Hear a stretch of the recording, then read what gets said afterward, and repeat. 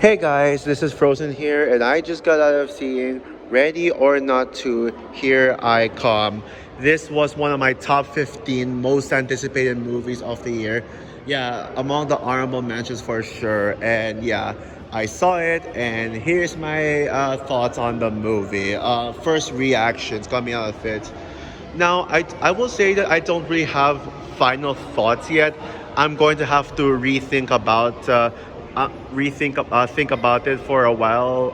But what I can definitely say is that this movie is a fucking masterpiece, man. I loved this movie. I loved it. It is just so good and honestly better than I thought it was going to be. Actually, better than I was expecting. Goddamn. Yes, I do acknowledge that this is better than this is on it has a very similar plot to the first movie. They repeat the rules and I and yeah it has a very similar very similar premise. So when it comes to premise, but yeah, but the execution, this is basically the a better version of the first movie, and pretty much better. It's better than the first film in every single way possible.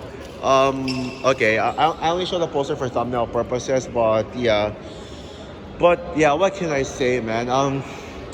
The main reason why I was hyped for the sequel is because of Catherine Newton. And I will admit, on paper, Ready or Not 2 seemed like a sequel that we didn't need, but turns out, guys, I think the sequel was necessary. It kind of made sense as to why Ready or Not needed a sequel, and I think this movie did justify its existence. But yeah, and what I love about this movie, the sequel, is that it adds to the first movie. Like it actually gets allows us to get to know more about this world and the Ready or Not lore. Because yeah, with the first film though, they didn't really we didn't know that Grace had a sister because there was no mention of it. So they pretty much expand on what we know about Grace, and because of the fact that she has a sister, this movie allows us to get to know more about who Grace is. And the chemistry between Grace and Faith, oh man, that was the absolute highlight of the movie. The chemistry was freaking perfect. I absolutely love their bonding, their sisterhood bonding. You really feel them as sisters, and yeah. And when it comes to the action scenes, like the horror of it all, it's gorier, bloodier. Maybe the jump scares maybe jump less in the first one, but that's not really a big deal to me. But it's still better, more intense.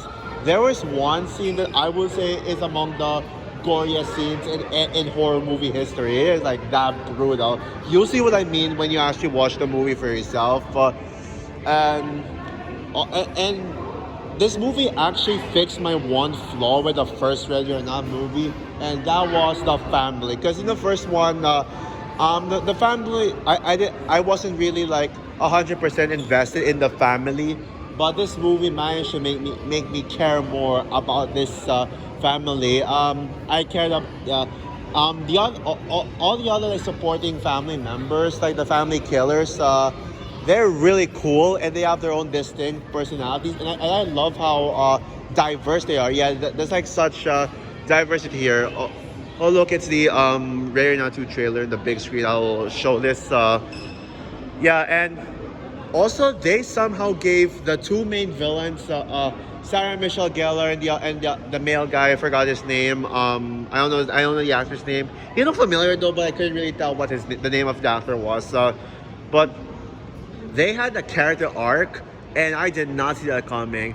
And man, the third act of the movie, I mean, it went in a direction I did not think was going to happen, and it made me have no idea on what was going to happen next. So, yeah. Now, like what I said, I have to think about it because when it comes to my rankings, I'm debating if this or Silent Help is my second favorite horror movie of the year so far. Under the Bone Temple.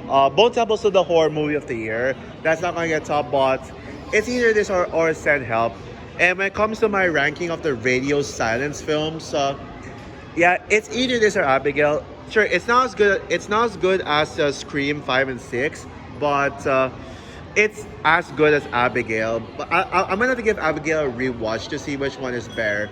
So yeah, that's all I'm gonna say. I am going to